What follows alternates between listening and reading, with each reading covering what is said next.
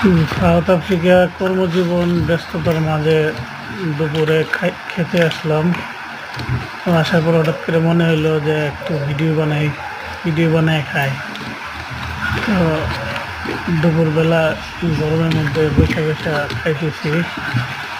তো আমি আর আমার এক ভাই থাকে, আমরা দুইজনে মিলে রান্না করছি। উনি করার পর উনি খেয়ে চলে গেছে, পরে আমি আসলাম, এসে তারা ওরা করে কিছু ভাত খেলাম, খেয়ে আবার দোকানে চলে গেছি। তো যাই হোক, এভাবেই কোনো না কোনো একভাবে আসলে আমাদের প্রবাসের জীবনটা আসলে কেটে যায়। তার মধ্যে আমরা আছি, এভাবে সবাই দোয়া করবেন আমাদের জন্য।